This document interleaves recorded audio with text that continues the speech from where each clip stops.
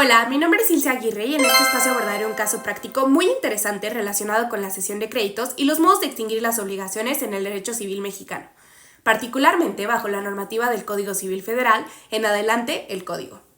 Aterrizamos en este caso con dos actores principales, la empresa canadiense Golden Nuts, dedicada a inversiones, y el Banco del Bajío, institución financiera mexicana. La relación entre ellos gira en torno a una posible operación de cesión de cartera de créditos vencidos, ya que Golden Nuts está interesada en adquirir los derechos de cobro que actualmente tiene el banco sobre diversos deudores en México. Esta cartera está garantizada con prendas, hipotecas y fianzas solidarias, y entre los deudores se encuentran personas físicas, personas morales con problemas financieros e incluso la propia empresa Golden Nuts, lo que plantea diversas complicaciones legales.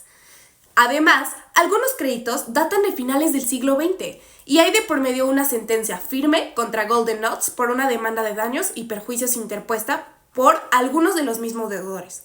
A partir de este contexto, surgen interrogantes sobre la figura jurídica más adecuada para adquirir los créditos, el destino de la deuda que Golden Nuts mantiene con el banco, la viabilidad de cobrar los créditos y los posibles beneficios que esta operación traería para la empresa canadiense. Iniciamos con la primera interrogante. ¿Cuál es la figura jurídica del derecho civil de México más apropiada para adquirir la cartera desde la perspectiva de la seguridad en cobrar los créditos referidos?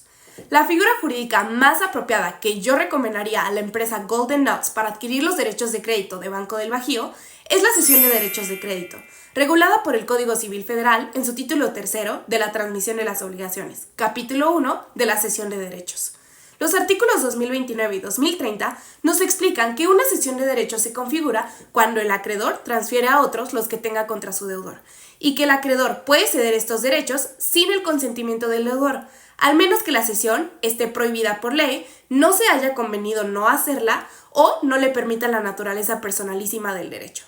Esta figura permite la transmisión de derechos personales, es decir, créditos, sin necesidad del consentimiento del deudor, lo cual es clave en este caso, donde muchos deudores son difíciles de localizar.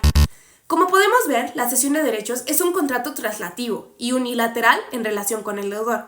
El Código nos explica en sus artículos 2036 al 2041 que para que el cesionario pueda ejercitar sus derechos contra el deudor, deberá hacer la notificación de la cesión, ya sea judicialmente, en lo extrajudicial, ante dos testigos o ante un notario. Solo tiene derecho para hacer la notificación el acreedor que represente el título justificativo del crédito.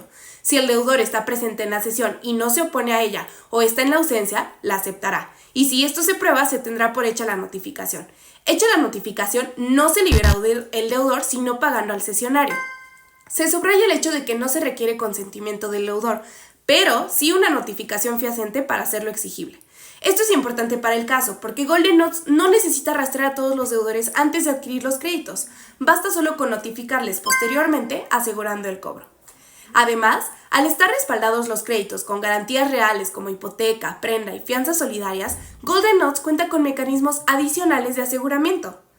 De acuerdo con el artículo 2032, la cesión de un crédito comprende también los derechos accesorios, lo cual fortalece aún más la viabilidad de recuperar los montos adecuados.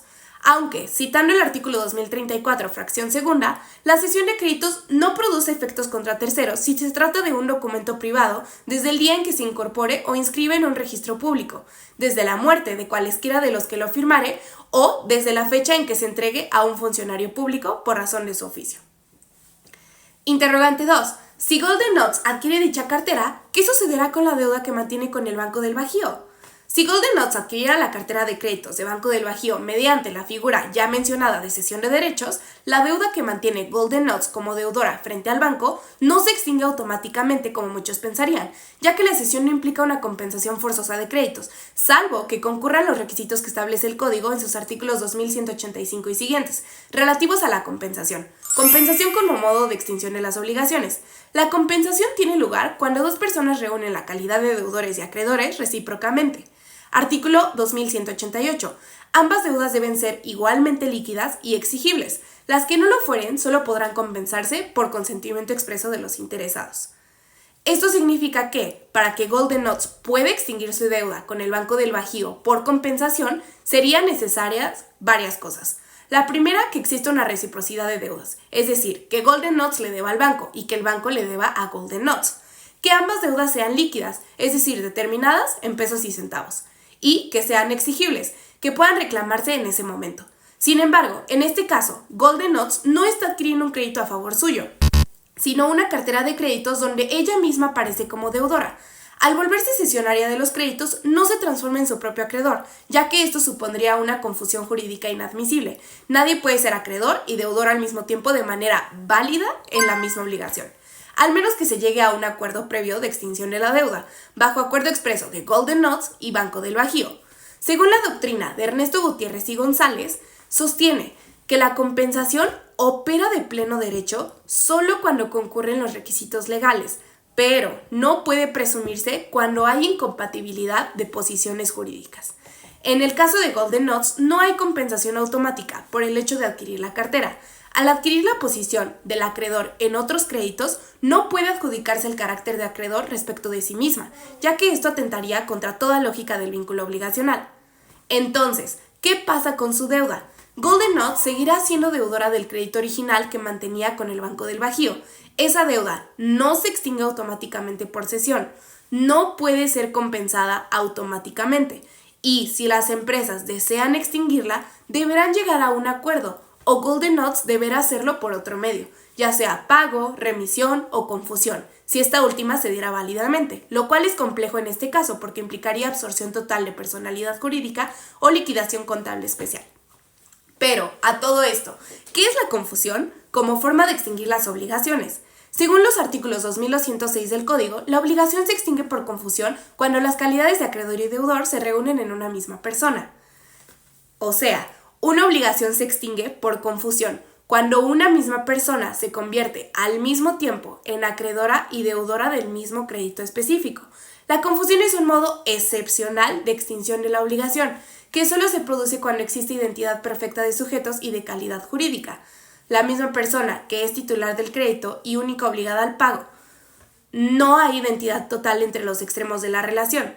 Golden Oats no está adquiriendo el crédito específico donde aparece como deudora en su calidad individual, sino que está comprando el bloque de muchos créditos de otros deudores, y entre ellos hay uno contra ella.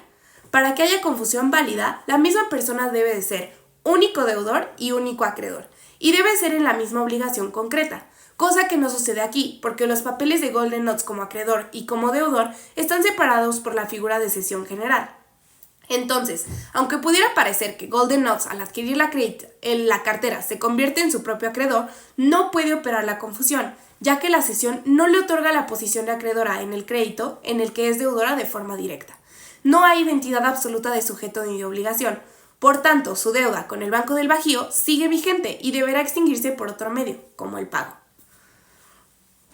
¿Se pueden cobrar todos los créditos antes referidos? ¿Existe algún riesgo al respecto? En principio, sí se podrían cobrar todos los créditos contenidos en la cartera que Golden Oats adquiriría del Banco del Bajío, pero no todos en las mismas condiciones, ni con las mismas probabilidades de recuperación, debido a diversos riesgos jurídicos y prácticos. Los riesgos principales en este caso definitivamente es la prescripción de la mitad de los créditos antiguos. Según el artículo 1159, el plazo general de prescripción para las acciones personales es de 10 años, lo que quiere decir que los créditos contraídos a finales del siglo XX, con los que no ha habido comunicación desde entonces, pueden estar prescritos si no se ha interrumpido el plazo. Sin embargo, si hubo cualquier gestión de cobro, correo o intento de ejecución, el plazo pudo interrumpirse, lo que salvaría esos créditos. También nos enfrentamos a la insolvencia de personas morales. Algunos deudores son empresas con muy mala situación patrimonial. Aunque el crédito sea válido, el riesgo de incobrabilidad es altísimo por falta de bienes embargables o quiebra técnica. Y la deuda para localizar deudores físicos no se puede notificar, puede retrasarse o frustrarse el cobro. En algunos casos, podría requerirse notificación por edictos o acciones judiciales costosas. Citando los artículos 649 y 667, cuando una persona haya desaparecido y se ignore el lugar donde se halle y quien la represente, el juez, a petición de parte o de oficio, nombrará a un depositario de sus bienes. La citará por edictos publicados en los principales periódicos de su último domicilio, señalándole que se presente en un término que no bajará de 3 meses, ni pasará de 6 meses y dictará las providencias necesarias para asegurar los bienes. Los edictos se publicarán por 2 meses con intervalos de 15 días en los principales periódicos del último domicilio del ausente y se remitirán a los cónsules. Así que ahora que ya sabemos que es un edicto, los puntos a favor es que todos los créditos están respaldados con garantías reales o fianzas, lo cual mejora las probabilidades de cobro. La cesión permite a Golden Notes iniciar procesos de cobro judicial si los deudores no pagan voluntariamente. Sin embargo, el 50% de los deudores representan créditos no prescritos y con garantías activos. Eso significa que el cobro es jurídicamente viable y ya han sido contactados, por lo que ellos se puede negociar un convenio de reestructuración de la deuda para que puedan pagar a Golden Notes. Todos los créditos están garantizados, pero eso no significa que todos sean cobrables en la práctica, porque la efectividad de la garantía depende de la solvencia y localización del deudor o del tercero que la otorgó. Por ello, Golden Notes debe valorar no solo la existencia de la garantía, sino también su viabilidad real de ejecución. ¿La eventual adquisición por parte de Golden Notes de las deudas que mantiene con el Banco del Bajío les puede favorecer en algo o no? Sí, Golden Notes puede verse favorecida por esta operación, pero no en el sentido de eliminar sus propias deudas, sino por beneficios estratégicos y jurídicos derivados de colocarse en una posición de acreedor con derechos ejecutables. La cesión puede ser una herramienta de recuperación, reestructuración, o incluso como un control de pasivos, ya que el acreedor cesionario se convierte en titular pleno del derecho transmitido sin que su identidad jurídica como persona tenga influencia alguna en la validez de la cesión. Esto puede ser altamente beneficioso, ya que con la cesión, además de incrementar el patrimonio, resolverá dos obligaciones más. Se extinguen las obligaciones que tenemos con el Banco del Bajío mediante la novación y algunas de las obligaciones de sus deudores mediante la posible compensación. ¿Cómo se perfecciona la cesión de derechos? La cesión de derechos se perfecciona entre cedente y cesionario, desde que hay un acuerdo de voluntades, es decir, desde que hay un contrato válido entre ambos. No se necesita forma especial, salvo que la ley o la naturaleza del derecho así lo exijan. Pero una vez celebrado este contrato, ya hay cesión. Sin embargo, como lo dice también el artículo 2034 del Código, la cesión no tendrá efectos frente al deudor hasta que se le notifique judicialmente a él o lo acepte por escrito. Entonces tenemos dos momentos. 1. Cuando se perfecciona el contrato de cesión, ya que existe la transmisión del crédito. Y 2. Cuando se notifica al deudor. La cesión ya produce efectos frente a él. ¿Qué consecuencias existen si no se llegara a notificar al deudor sobre la cesión del crédito? Si no se notifica al deudor sobre la cesión del crédito, puede seguir pagando al acreedor original, es decir, el cedente, y ese pago será válido. Esto lo señala el artículo 2040 del Código, que dice que mientras no se haya hecho notificación al deudor, este se libera pagando al acreedor primitivo. Entonces, si nunca se le avisa y él paga a quien creía que era su acreedor, el cesionario se queda sin cobrar, por lo que no puede notificar al deudor.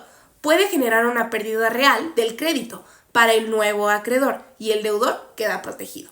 Recordemos que la notificación o el reconocimiento por parte del deudor es lo que activa los efectos de la cesión frente a él, y aunque la cesión ya se haya perfeccionado entre el cedente y el cesionario sin notificación al deudor, sigue obligando a esto con el acreedor original. Esto evita que el deudor pague dos veces o se confunda. En pocas palabras, sin notificación no hay seguridad jurídica para el cobro, y el deudor no está obligado a pagarle al nuevo acreedor.